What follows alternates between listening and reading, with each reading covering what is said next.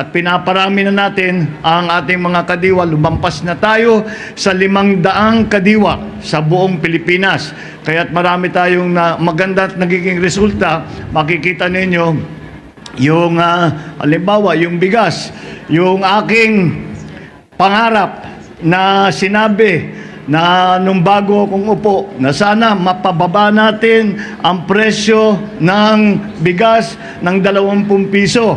Hindi pa tayo umabot doon. Dahan-dahan palapit. Nasa 25 piso na lang tayo. Konti na lang. May bababa natin yan. Tapos yung ginawa natin, halimbawa doon sa sibuyas, ganun din. Para biglang nagtaasan lahat, na kulang sa produksyon, ginawa namin, ay dinagdagan namin para bumaba rin ang presyo. A few moments later.